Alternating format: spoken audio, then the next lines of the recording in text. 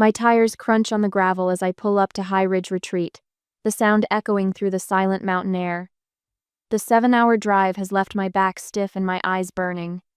3 months of overtime shifts at the warehouse blur together in my memory, all those extra hours spent to afford this weekend. The cabin stands dark against the fading twilight. No welcoming lights. No cars parked in the circular drive. Just silence. Something cold settles in my stomach as I step out of my Honda. The mountain view stretches before jagged peaks painted gold and purple in the setting sun, pine trees swaying in the gentle breeze. It should take my breath away. Instead, I can only focus on the empty porch where my family should be waiting. "Hello?" I call out, my voice small against the vastness of the mountains. "Graham? Mom? Dad?" Nothing but the whisper of wind through the pines answers me. I climb the steps to the porch, my overnight bag suddenly heavy on my shoulder. The windows are dark. I cup my hands against the glass and peer inside. No luggage by the door, no jackets thrown over chairs. No sign that anyone has been here at all.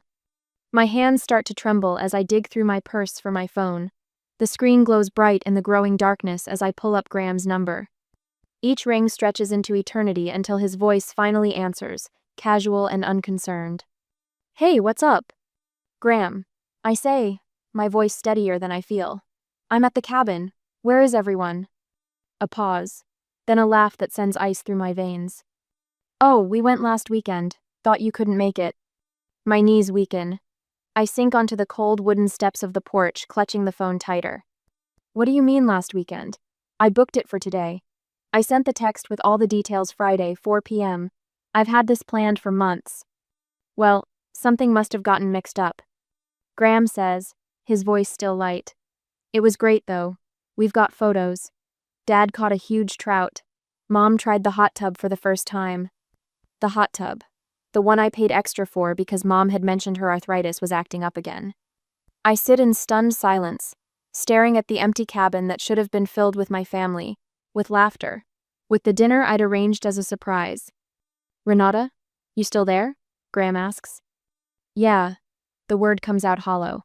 "I'm still here. Sorry about the mix-up. Next time, maybe be clearer about the dates." The call ends, and I'm left alone on the porch with the mountain darkness settling around me. My mind rewinds to 6 weeks ago, working late at the warehouse, using my lunch break to call the rental company.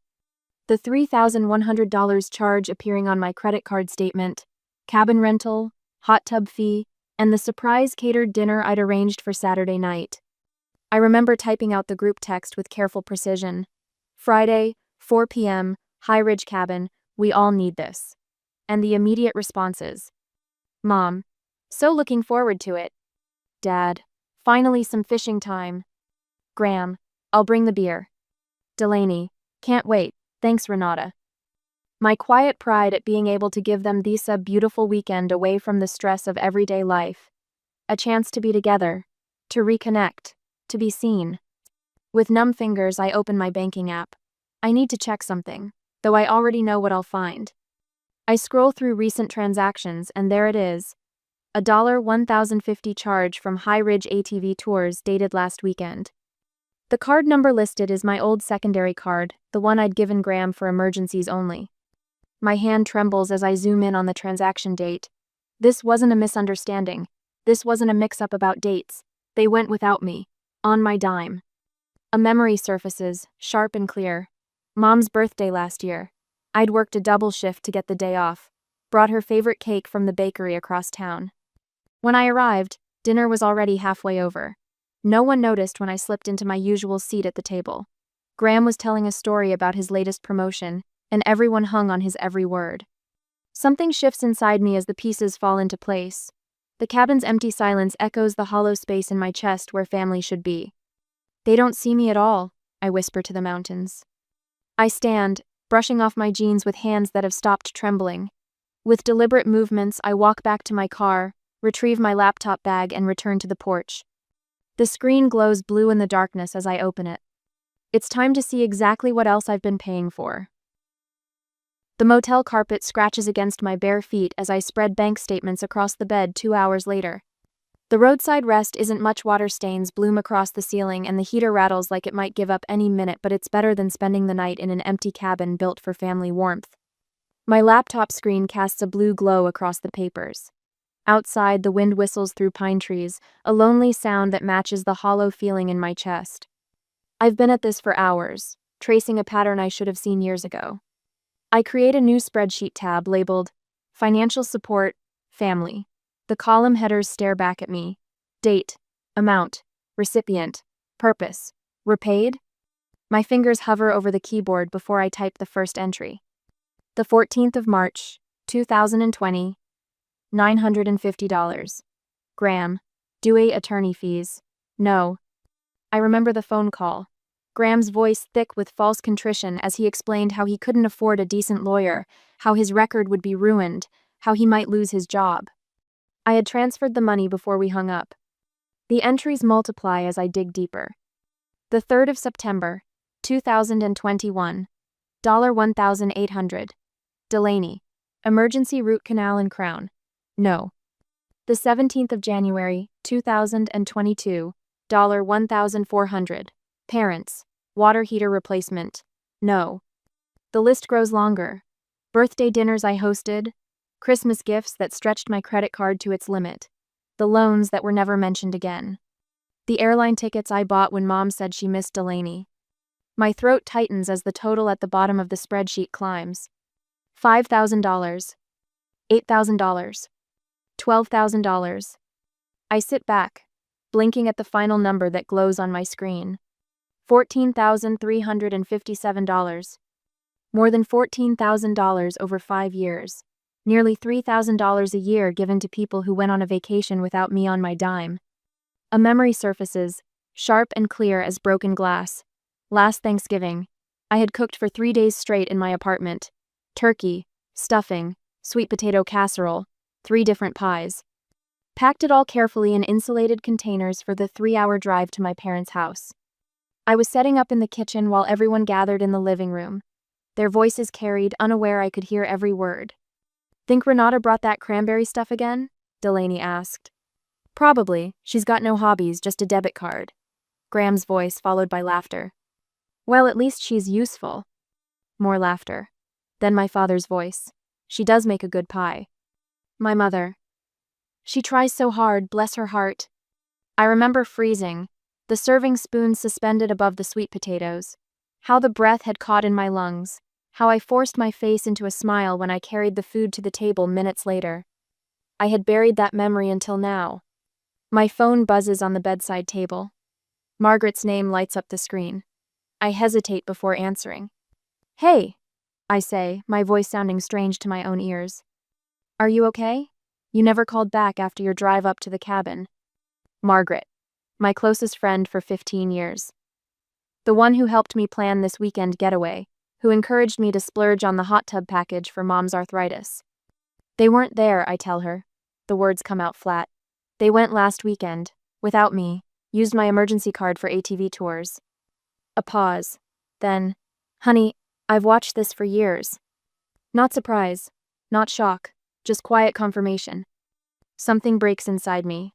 The tears come suddenly, hot and unstoppable. "I thought if I gave enough, they'd see me," I whisper. Margaret's voice is gentle but firm. "What if you stopped giving?" The question hangs in the air. I've never considered it before, the possibility of simply stopping.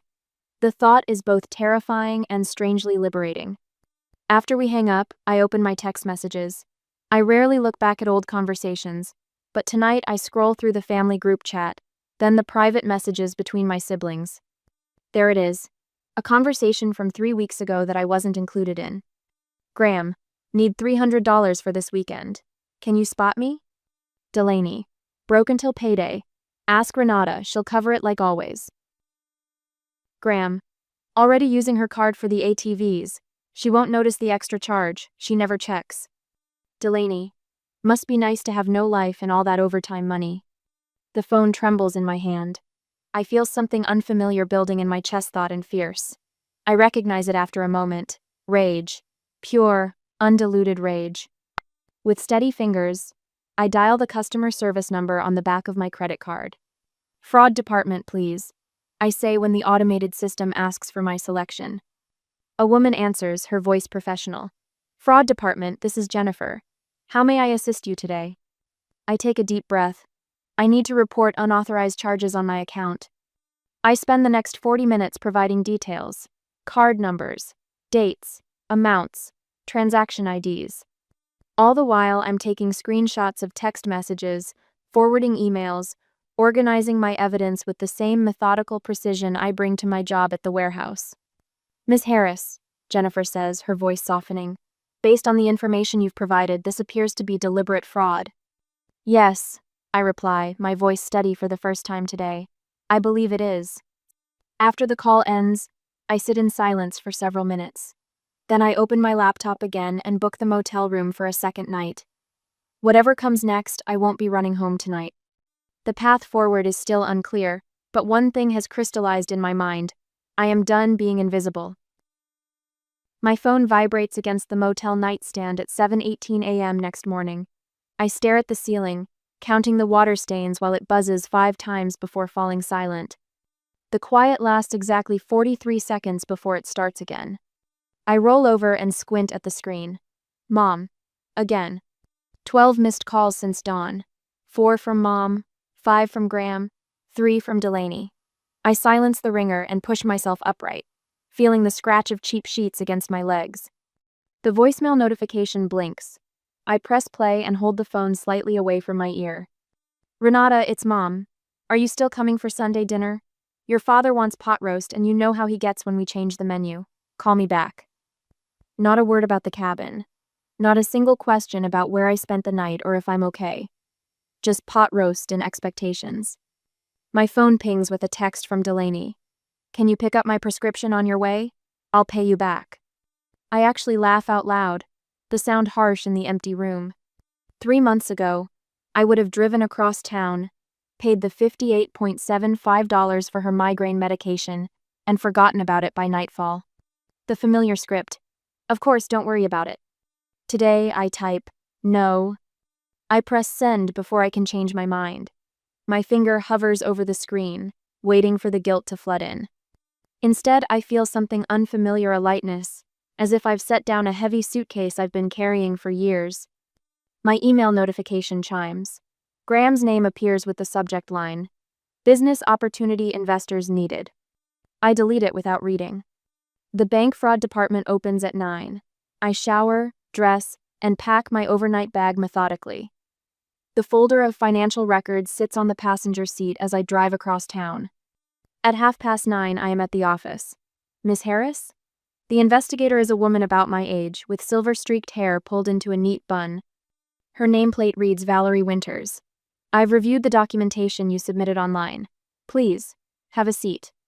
I unzip my folder and begin laying out the evidence. Bank statements, screenshots of text messages, credit card receipts. All organized by date, highlighted and annotated. This is... She pauses, eyes widening slightly as she flips through the pages. This is extraordinarily thorough, Miss Harris. I keep records, I say simply. Most family fraud victims struggle to come forward, she says, her voice gentle. They worry about family loyalty, about what others will think.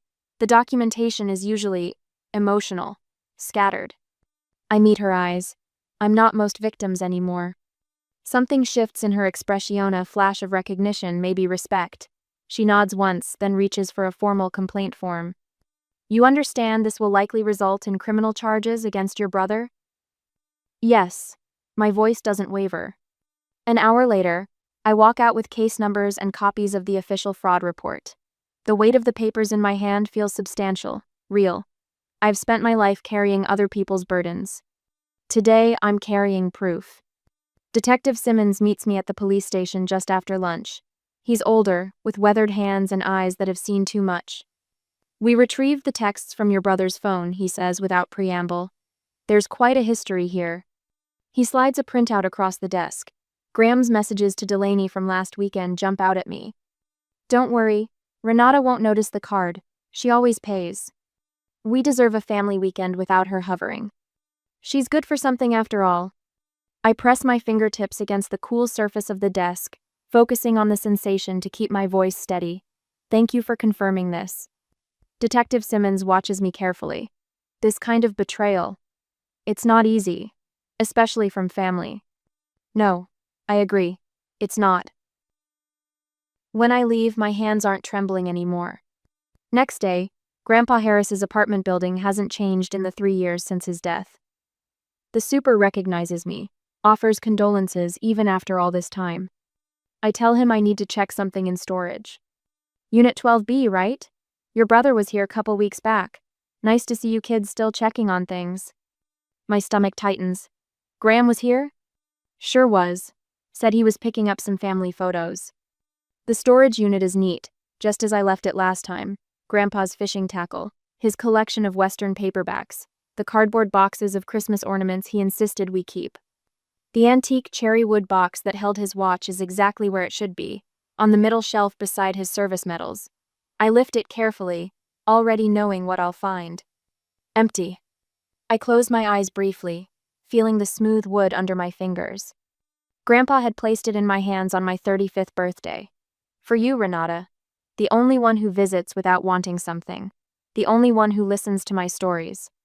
A folded receipt flutters from beneath the box. Hastings Pawn, dated 16 days ago. Graham's sloping handwriting on the back. $650 cash. The pawn shop is 6 blocks away, so I walk. Mr. Hastings remembers the watch. Beautiful piece. Hamilton 1954. Sold 2 weeks ago. Can't get it back now, sorry.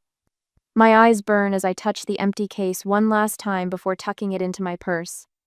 An hour later, I met my aunt. Coffee? Aunt Meredith asks when I meet her at Carter's Cafe. She looks like my father around the eyes, but there's a gentleness to her that he lacks. You look like you could use something stronger, but it's not even 3 o'clock. Coffee's fine. I settle into the booth across from her. Thank you for meeting me. She wraps her hands around her mug. I heard about what happened. With the cabin. News travels fast. Your mother called me, ranting about ungrateful children and police reports. She hesitates.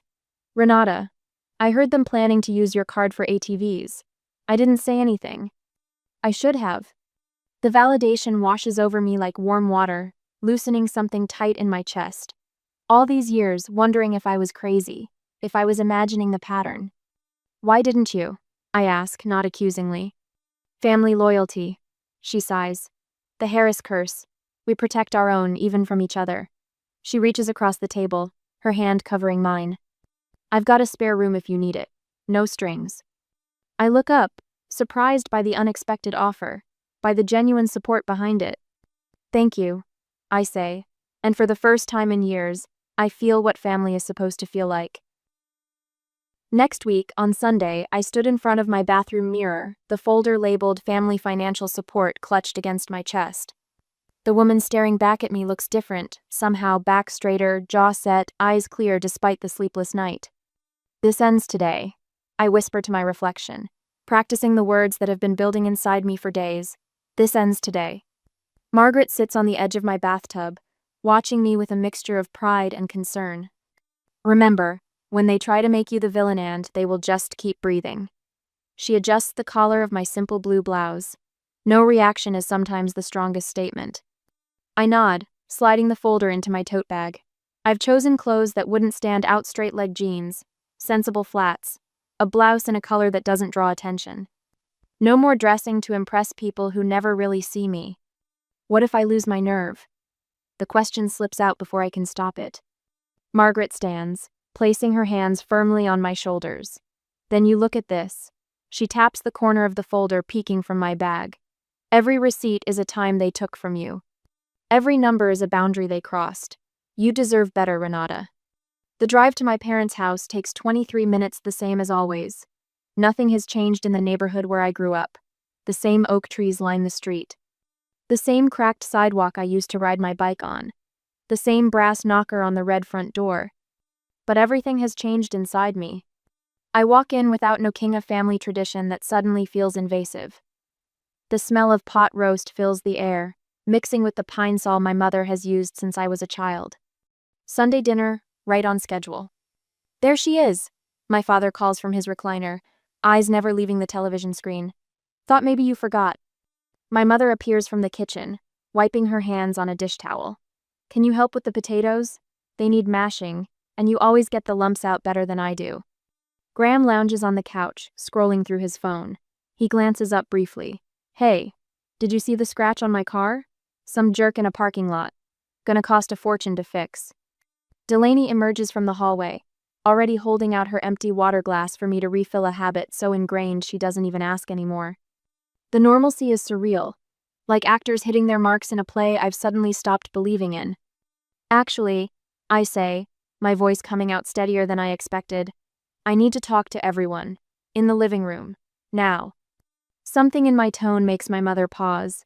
She exchanges a quick glance with my father, who mutes the television with obvious reluctance. Can it wait until after dinner? My mother asks. The roast will dry out.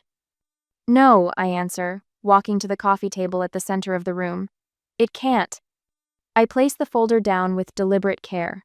The sound it makes against the glass tabletop seems unnaturally loud in the sudden silence. This, I say, standing while they all remain seated, is what I've paid for in this family. I open the folder with steady hands. Inside, 5 years of receipts are organized by person color-coded tabs, separating the evidence of my invisible giving. Graham's section is the thickest, followed closely by my parents'. What is this? My father asks, leaning forward with narrowed eyes. Every loan that wasn't repaid, every emergency I covered, every vacation I funded. I turn to the last page, where a final sum is highlighted in yellow. $14,632. Graham laughs, but the sound falls flat. Always keeping score, aren't you? That's your problem, Renata. You give with one hand and hold a calculator in the other. My mother reaches for my arm. Honey, family helps family. We would do the same for you if you needed it. But I have needed it, I reply, not moving away but not leaning into her touch either. I've needed to be seen, to be included, to be respected. My father stands, color rising in his face. You've always been too sensitive, making mountains out of molehills. This is what families do, they support each other without counting pennies. Delaney's eyes fill with tears. I didn't know about the cabin, I swear. They told me you couldn't make it. Her tears would have worked on me once. Would have sent me rushing to comfort her, to smooth things over. Not today. Turn to the last tab, I say, my voice quiet but firm. My father flips to it reluctantly. His face changes as he sees the official bank letterhead. What is this? He demands, though the answer is clearly printed at the top of the page. A fraud report. I answer, watching as Graham's face drains of color. The unauthorized charges on my card, the ATVs, the cabin. The police will be contacting you directly, Graham. You wouldn't dare, my father says, taking a threatening step toward me. We're your family. She already has, Aunt Meredith says from the doorway. I hadn't heard her arrive, but her presence steadies me. I told her what I heard about the cabin plan. It's over. You had no right, my mother whispers, but I can't tell if she's speaking to me or to Aunt Meredith. I had every right, I say, picking up my bag. It was my money, my trust, my card. Graham stands, hands raised in placation. Come on, Ren, we can work this out. It was just a misunderstanding. I was going to pay you back. Like you paid me back for the DUI attorney? Or the business investment? Or the emergency root canal? I shake my head. I don't believe you anymore. I turn and walk toward the door, feeling strangely light despite the chaos erupting behind me. My mother calls my name. My father shouts something about family loyalty. Delaney sobs dramatically. But for the first time in my life, I keep walking. Aunt Meredith falls into step beside me as we head down the porch steps. Neither of us speaks until we reach my car. You did good in there, she says finally. I take a deep breath of the cool evening air. I know. And for once, I actually do. The locksmith charges me extra for the Sunday service call later that day, but I hand over my credit card without hesitation. Money well spent. All set, ma'am, he says, handing me 3 shiny new keys. Nobody's getting in unless you want them to. I watch him pack his tools with methodical precision. This stranger has given me something my family never did: respect for my boundaries. Thanks for coming on short notice, I tell him, tucking 2 keys into my wallet and hanging the third on my key rack. He nods, sensing something in my voice. Sometimes new locks are the first step to a fresh start. After he leaves, I stand in the center of my apartment, listening to the unfamiliar silence. No phone chiming with demands. No knot in my stomach anticipating the next family crisis. Just the steady tick of the kitchen clock and the soft hum of the refrigerator. Next morning, the silence breaks with my phone's vibration against the coffee table. My mother's name flashes on the screen, followed by her voicemail notification. I pour myself a cup of coffee and sit at my small dining table before pressing play. Renata Lynn Harris. Her voice trembles with righteous indignation. How could you do this to us? To your own family? After everything we've done for you? Your father hasn't slept. Delaney's been crying all night. Is this how we raised you to behave? Call me back immediately. I delete it without a twinge of remorse and sip my coffee. Black. No sugar the way I actually prefer it. Not the cream and 2 sugars I've pretended to like at every family gathering because Mom once decided that's how I take it. Graham's message comes next, his voice unnaturally controlled. Hey, it's me. Look, this whole thing is just a misunderstanding. Call the bank and tell them it was authorized. We can work this out between us without getting others involved. Don't let this get out of hand, sis. The casual sis lands like a slap. After taking my money, my time, my dignity, he still expects me to fold. Delaney's message arrives while I'm washing my mug. You're tearing this family apart. Her voice cracks with theatrical sobs. Mom and Dad are devastated. Graham might lose his job if this goes on his record. How can you be so selfish? We're your family. I place the clean mug on the drying rack, noticing how steady my hands are. These guilt trips once would have sent me scrambling to make things right, to smooth the family waters regardless of the cost to myself. Now they sound hollow, like badly delivered lines from a community theater production I've seen too many times. My phone rings again. Detective Simmons. I answer on the second ring. Miss Harris? I have some updates if you have a moment. I do. I settle onto my couch, tucking my feet beneath me.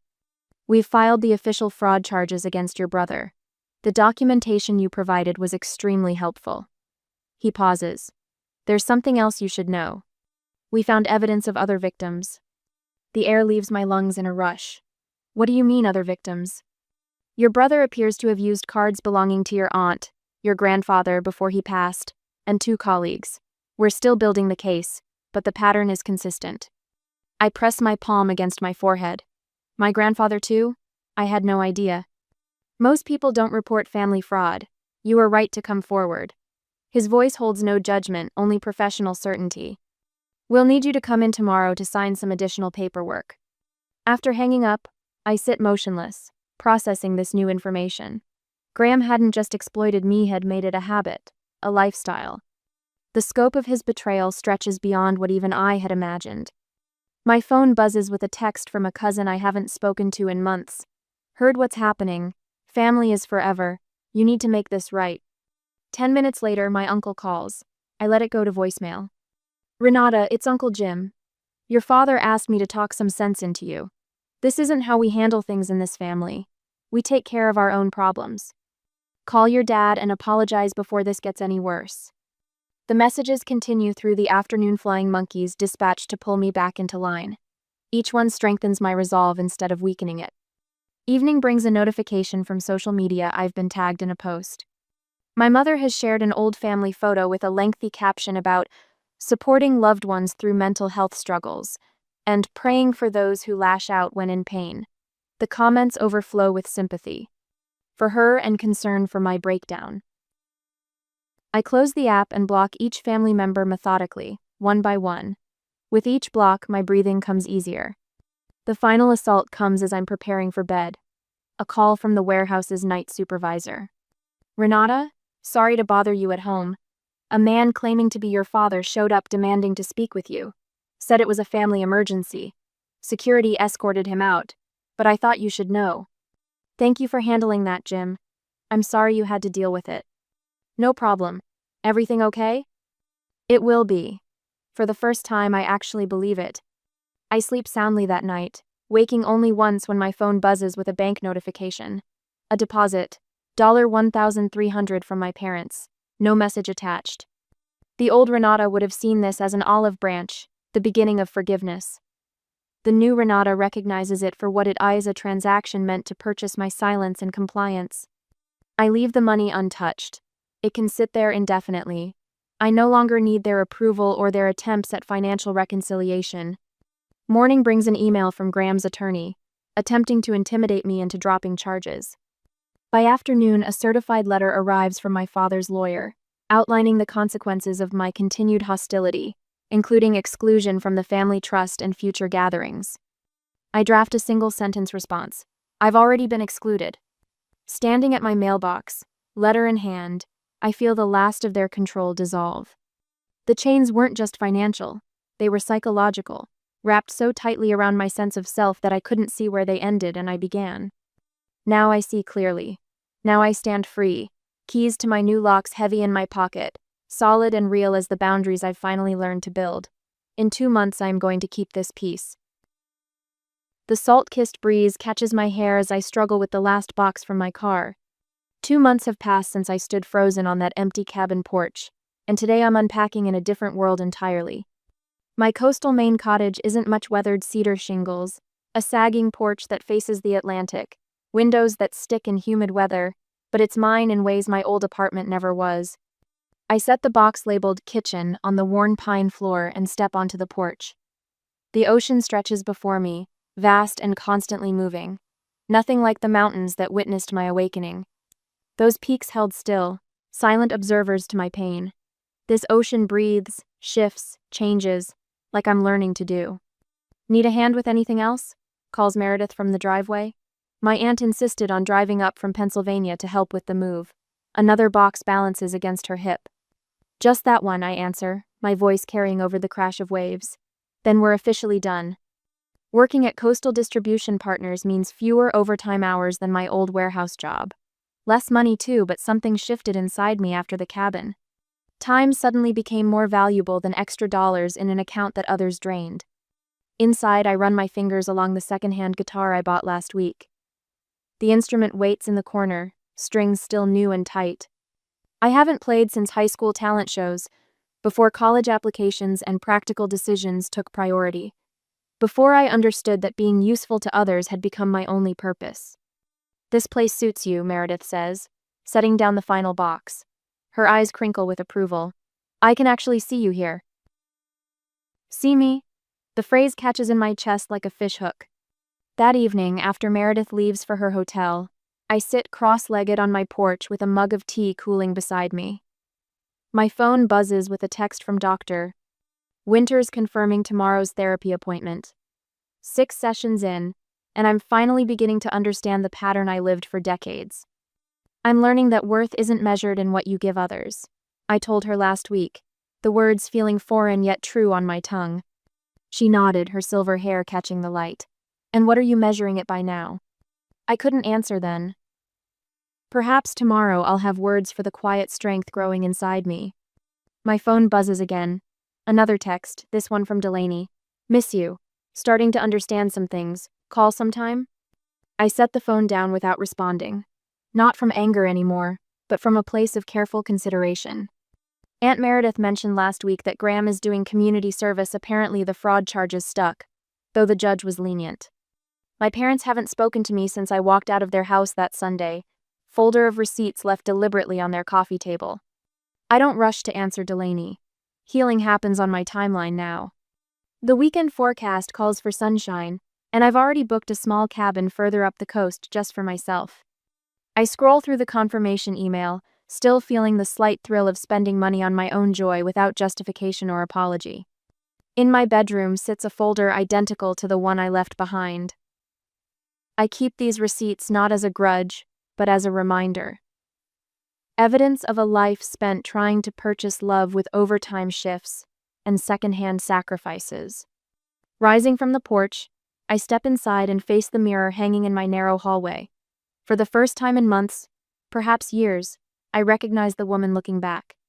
Her smile comes slowly but genuinely, reaching eyes that no longer search for approval. Tomorrow evening, I'll attend my second storytelling group at the community center. There, surrounded by neighbors who know nothing of my past, I speak words that are solely mine. No family script to follow. No expectation to fulfill. For now, though, I pick up the guitar, settling its unfamiliar weight against my body. My fingers remember more than my mind as they find chords buried under years of neglect. The sound carries through open windows to blend with waves against the shore, both of us learning new rhythms, both of us finding our way home.